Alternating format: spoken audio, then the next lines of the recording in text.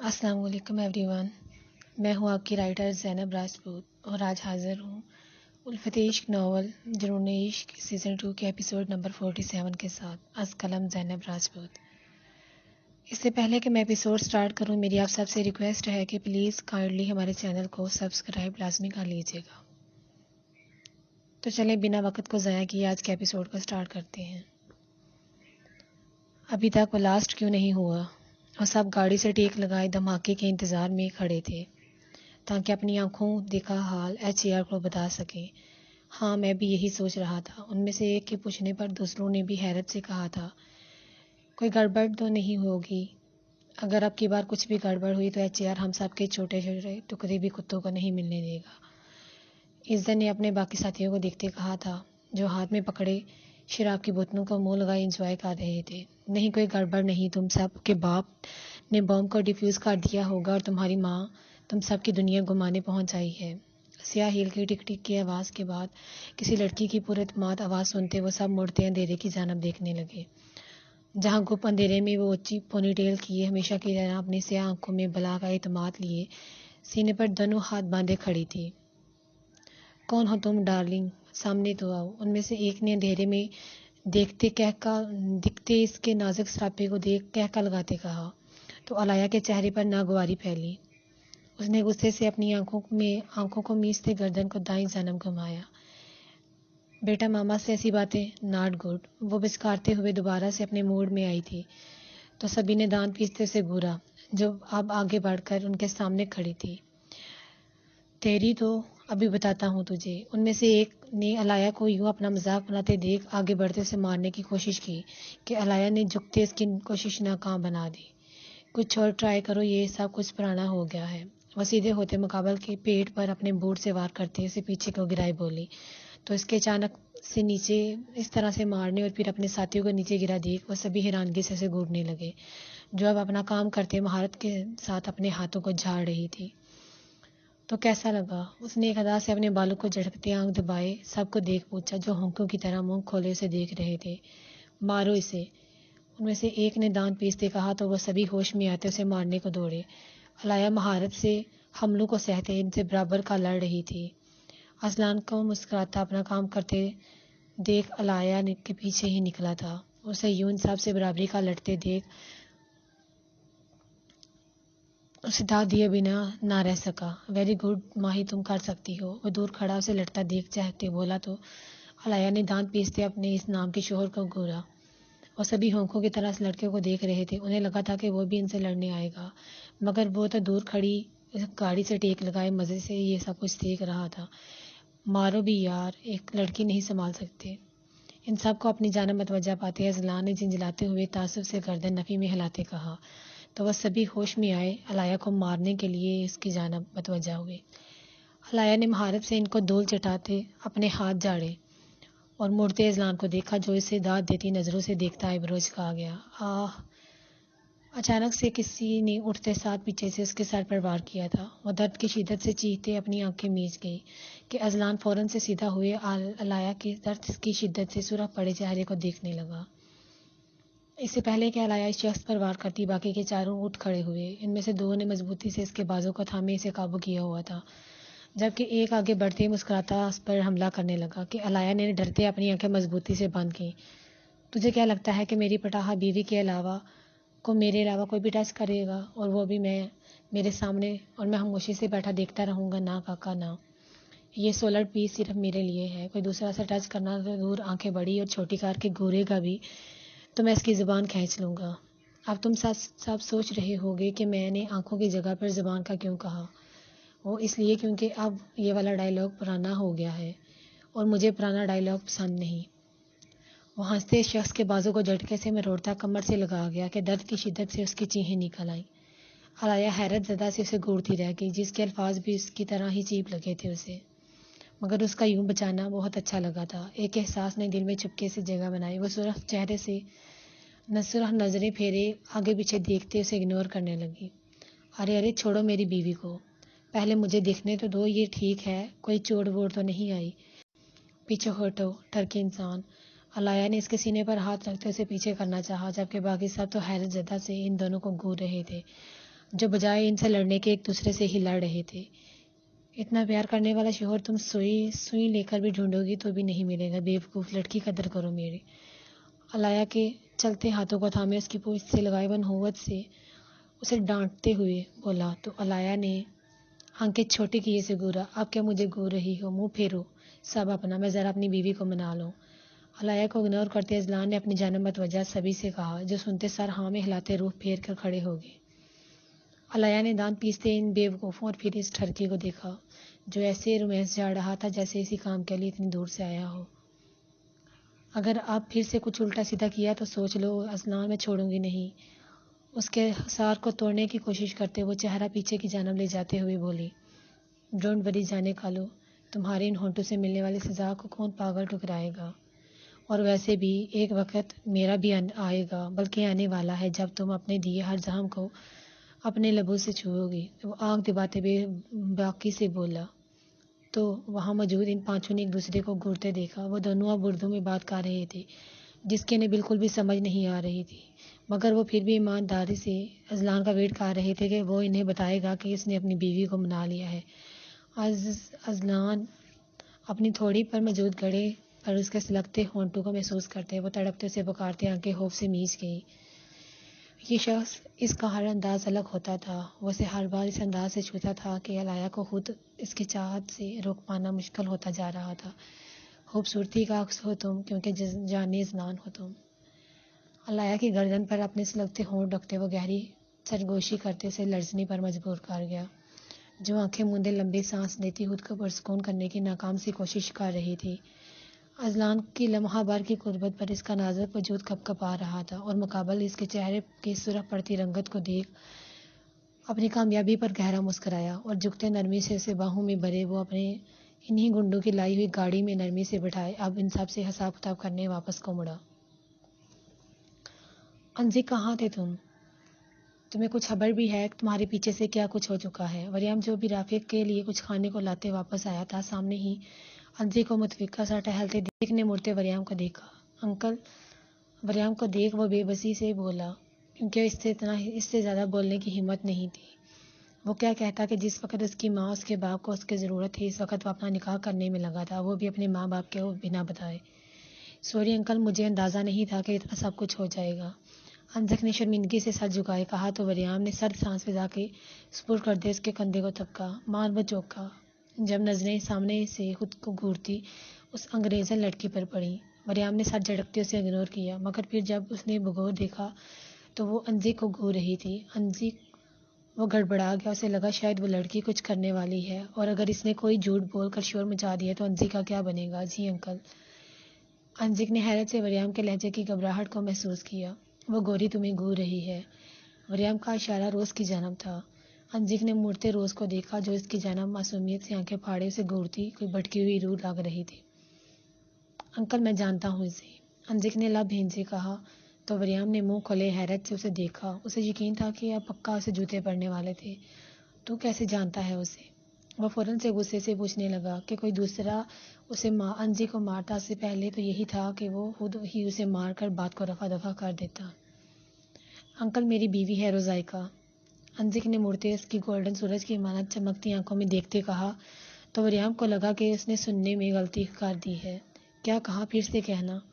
وریم نے ہاتھ سے کان کو صاف کرتے اس کے چہرے کے قریب کیا تو اتنی سیریس سچویشن میں بھی انزک کے ہونٹوں پر مسکراہٹ دھر آئی۔ ایک وریم تھا جو ہر کسی کو اپنی شرارتوں سے ہنسانے پرسکون کرنے پر لگا رہتا تھا، اور ایک اس کا بیٹا جو بنا بولے بھی سب کو اپنی انگلی پر نچاتا سب کا چین سکون حرام کیے رکھتا تھا۔ انزک نے افسوس سے سوچا، کاش کہ وریم بھی اپنے باپ کے جیسا ہوتا تو زندگی کتنی خوبصورت ہوتی۔ انکل، یہی سچ ہے کہ روز میری بیوی ہے، پاپا کو بتا دیا ہے، اسی وجہ سے گمسم ہوئے بیٹھے ہیں۔ اس نے دوسری جانب بینچ پر بیٹھے رافع کی جانب اشارہ کیا تو وریم نے افسوس سے گردن نفی میں ہلائی۔ تم جانتے ہو انزک، تمہارا باپ بہت چالو چیز ہے۔ اس نے میری بہن پدک سے زبردستی ہاسپٹل میں نکاح کیا اور مجھے بنک تک نہیں پڑھنے دی۔ آج مجھے خوشی ہو رہی ہے کہ اس کا بیٹا بھی اس کے نقش قدم پر چلا ہے۔ شاباش میرے لال، جگ جگ جیو۔ وہ فخریہ اس کی کمر تھپکتے انزک کو خود سے لگائے بولا تو انزک نے حیرت سے وریم اور پھر اپنے ڈیڈ کو دیکھا۔ پدک ٹھیک ہے بالکل، بس اچانک سے سب کچھ ہوا تو وہ شاک میں چلی گئی ہے۔ 2-3 दिन तक ट्रीटमेंट हुआ तो वो ठीक हो जाएगी, तुम परेशान मत हो। मरियम ने मुस्कुराते उसे पुरस्कून करना चाहा तो अंजिक हंस दिया। आप जानते हैं और मैं भी कि मामा का इलाज दवाइयों से नहीं होगा, इन्हें अन्ना ही ठीक कर सकती है। अंजिक ने सर्द सांस फजा के स्पुर्द करते कहा तो मरियम ने गहरा सांस खींचते हाँ में सर हिलाया। हाँ, और ऐना को सिर्फ व्यायाम वापस ला सकता है। मरियम ने बेबसी से कहा था। वो जानता था कि व्यायाम को अगर मालूम हुआ तो वो तबाही मचा देगा। वो घर आ जाए, मैं उसे खुद बताता हूँ। मरियम ने पुरसोच अंदाज में सोचते कहा तो अंजिक बेसाहता ही मुस्कुरा उठा। मरियम उसे यूं पागलों की तरह हंसता देख साथी से घूरने लगा। आपको क्या लगता है कि वो इंसान कुछ नहीं जानता होगा? मरियम की बुरी आंखों में देखते हुए इत्मीनान से बोला, जैसे उसे यकीन था कि वो सब कुछ जानता होगा। जो इंसान अपने से जुड़े किसी बेजान वजूद के हिस्सों तक नजर रख सकता है, तो क्या वो इस बात से अनजान होगा कि इसके साथ जुड़ी उसकी बीवी इस वक्त कहाँ होगी? उसके इत्मीनान पर मरियम दिल महसूसते रह गया। तुम्हें इतना इत्मीनान क्यों है? क्या पता कि वो कुछ भी ना जानता हो। मरियम ने अंधी के चेहरे को बगौर देखा, जैसे कुछ तलाश कर रहा हो। मुझे यकीन है, क्योंकि मेरे अलावा मेरे किसी अपने का वो ऐसा राज जानता है जो उसने खुद से भी छिपाए रखा है।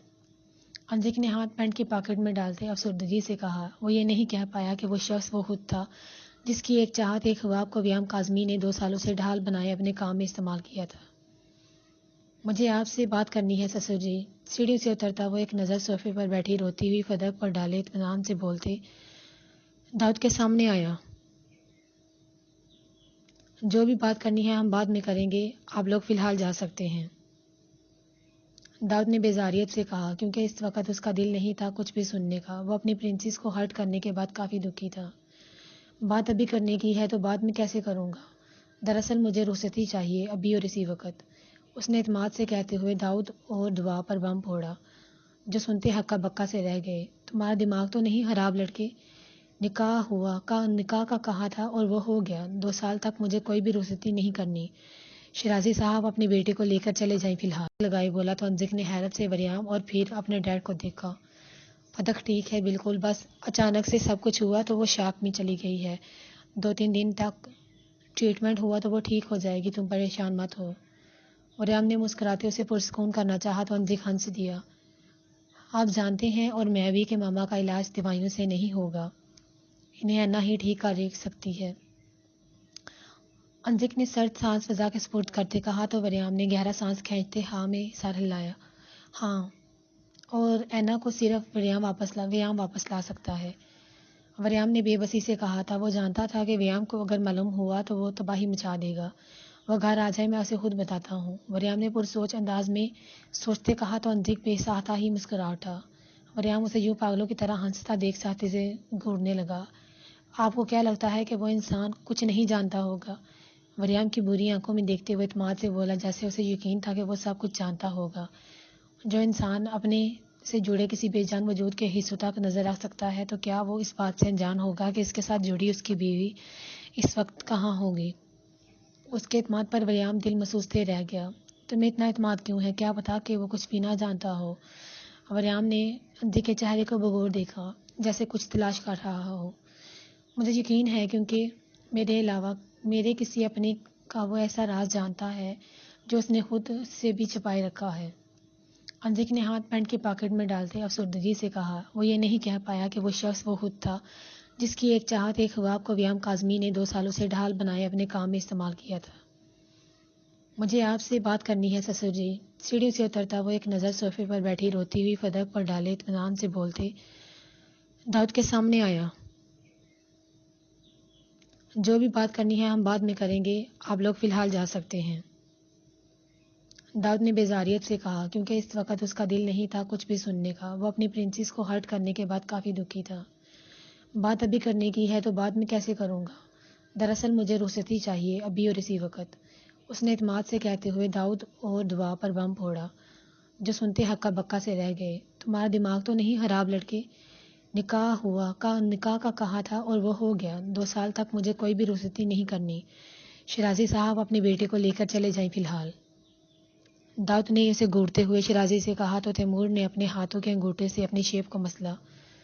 بات دراصل یہ ہے سسر جی کہ ایک بار جس چیز پر میرا دل آ جائے اسے کسی دوسرے کے سائے تک میں برداشت نہیں کرتا، مگر میر کی خوشی کے لیے میں تیار تھا اسے 2 سال تک خود سے دور رکھ لیتا، مگر اب میرا ارادہ بدل گیا ہے کیونکہ وہ میری جائز بیوی ہے، حق رکھتا ہوں میں اس پر، میں اسے جب چاہوں لے جا سکتا ہوں، اب آپ بھی مجھے روک نہیں سکتے۔ تیمور نے گہرے لہجے میں داؤد کی آنکھوں میں دیکھتے کہا۔ دعا نے خوف سے تیمور کو دیکھا، بھلا کیا آسان تھا اپنی بیٹی کو یوں اس شخص کے ساتھ رخصت کر دینا۔ بھولو مت کہ یہ نکاح میں نے کس شرط کے تحت کیا تھا۔ داؤد بمشکل سے اپنا غصہ ضبط کرتے کھڑا تھا، اس کا بس نہیں تھا کہ وہ بھی اسے جان سے مار دیتا۔ ریلیکس سسر جی، شرطیں شرائط تو ہم بعد میں بھی دیکھیں گے، پہلے ذرا مجھے اپنی بیوی کو دیکھنے دیں۔ وہ مزید اسے سلگاتا آنکھ دبائے دوبارہ سے میرب کو لینے اوپر کی جانب بڑھا تھا کہ داؤد نے فوراً سے اس کا بازو پکڑتے اسے کھینچتے پیچھے کیا۔ جب کہہ دیا کہ نہیں تو اس کا مطلب نہیں، میرب تمہارے ساتھ کہیں بھی نہیں جائے گی تو وہ نہیں جائے گی، کون روکے گا مجھے میری ہی بیوی کو یہاں سے لے کر جانے سے۔ اب کی بار تیمور کا لہجہ بھی ساتھ تھا، شیرازی صاحب اسے پکڑنے کی کوشش کر رہے تھے جو پل بھر میں ہی بفر گیا تھا۔ داؤد چھوڑیں اسے۔ دعا حواس پاتا سے داؤد کو تیمور سے جدا کرنے کی کوشش کرنے لگی، مگر اس وقت داؤد کو تیمور سے الگ کر پانا ناممکن تھا۔ ڈیڈ چھوڑے میرے شوہر کو۔ میرب کے چیختے کہنے پر تیمور اور داؤد دونوں نے ہی مڑتے پیچھے کھڑی میرب کو دیکھا جس کی آنکھوں میں سرخ ڈورے نمودار تھے۔ وہ بے تاثر چہرے سے کھڑی داؤد کو دیکھ اس کے قریب آئی اور پھر جھٹکے سے تیمور کا گریبان اس کے ہاتھ سے آزاد کروایا۔ میرب، داؤد نے بے یقینی سے اسے دیکھ بولا تھا، مگر یہ بے یقینی اس درد اس ٹھیس سے بہت کم تھی جو اس نے میرب کو پہنچائی تھی۔ کیا غلط کہا میرے شوہر نے؟ بس یہی کہ مجھے رخصت کروا کے لے جانا چاہتے ہیں، تو نکاح کے بعد رخصتی ہی ہوتی ہے۔ سلک کے ہاف گھٹنوں تک جاتی شارٹ سی گول گھیرے دار فراق میں ملبوس، چہرے پر میٹھے میٹھے آنسوں کے نشانات لیے، سرخ گھنگریالی زلفوں کو حجاب میں چھپائے، جبکہ سرمئی بڑی بڑی آنکھوں میں کسی قسم کے تاثر جانچنا ناممکن تھا۔ تیمور کی سرخ نظریں میرب کے چہرے پر ٹکی تھیں، اس کے انداز میں ایک ٹھہراؤ تھا جبکہ انابی لبوں پر ایک دلکش سی مسکراہٹ تھی۔ میرب، تمہیں کچھ بھی خبر نہیں ہے، اوپر جاؤ اپنے کمرے میں، داؤد نے سخت لہجے میں کہا جبکہ میرب سنتی جبڑے بھیج گئی۔ 1 منٹ سسر جی۔ میں آگے خاموش تھا کیونکہ میں کوئی بکھیڑا نہیں چاہتا تھا، مگر اب جب میری بیوی خود ہی میرے ساتھ جانا چاہتی ہے تو پھر آپ کو کوئی مسئلہ یا پریشانی نہیں ہونی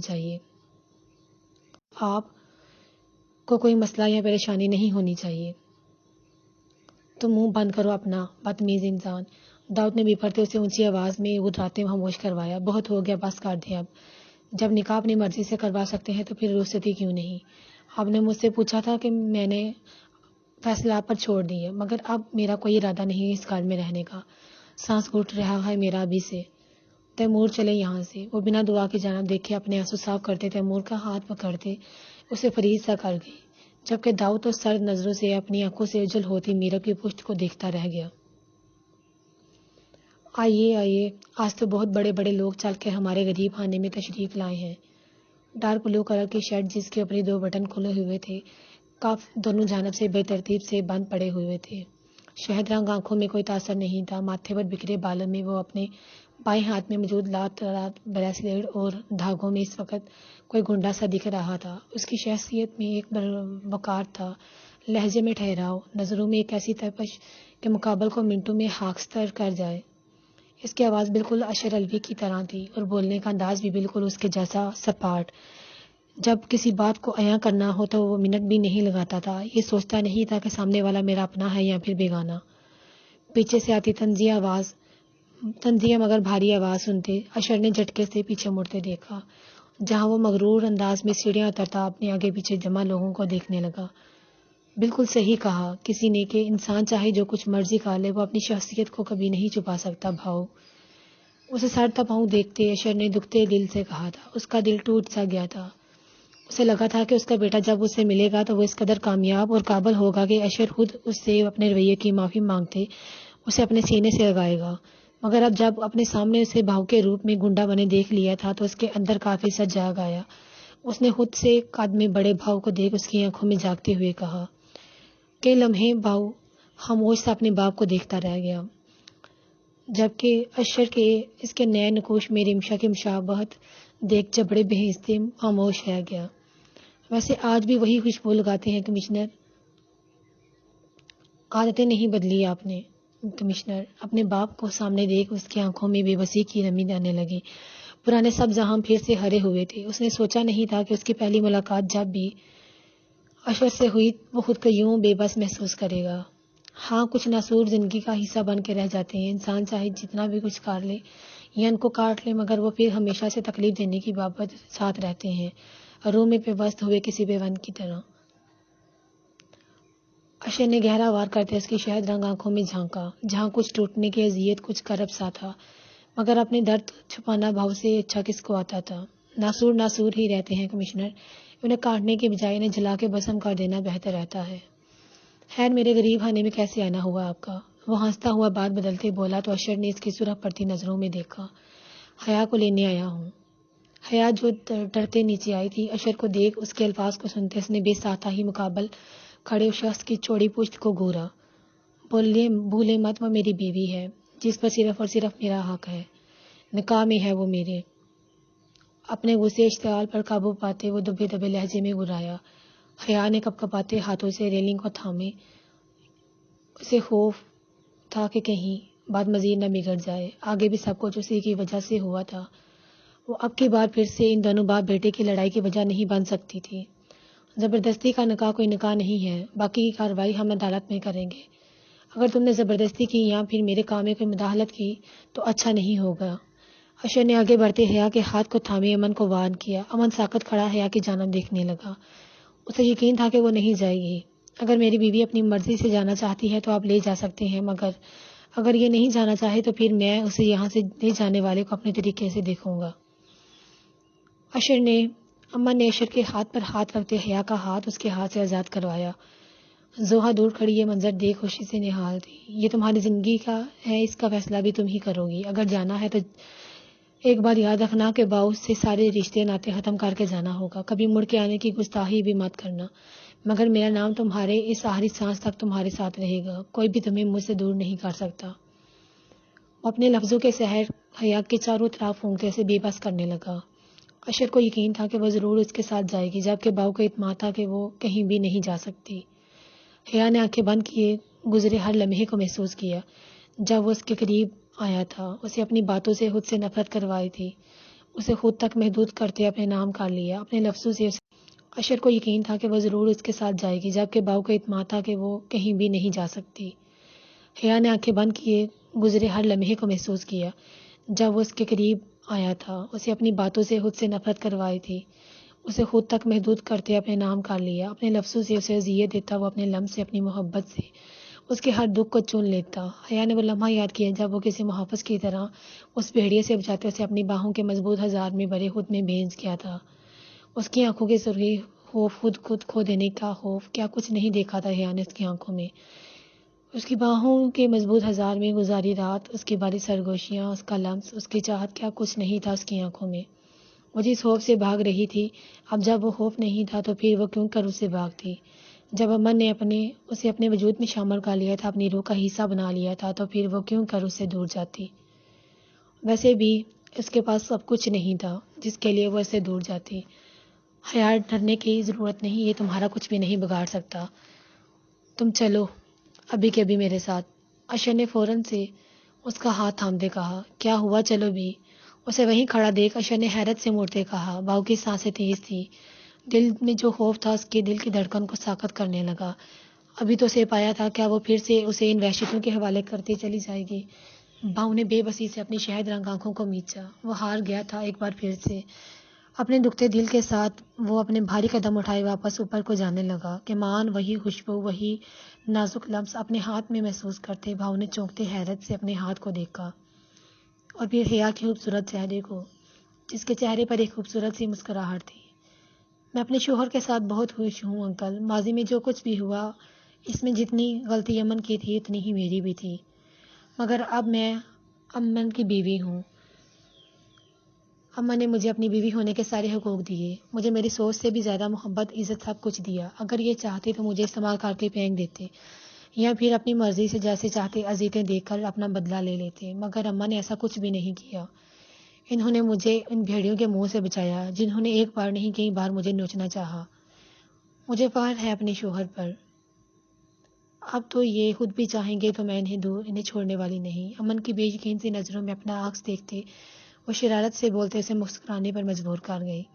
اشر لب بھیجتے ان دونوں کو دیکھ رہا تھا۔ اگر وہ خوش تھے تو پھر اس کا وہاں رہنے کا کوئی جواز نہیں بنتا تھا۔ میں دعا کروں گا کہ تمہارا یہ فیصلہ تمہیں بعد میں پچھتانے پر مجبور نہ کرے۔ بنا امن کو دیکھے وہ زیر لب بڑبڑاتے وہاں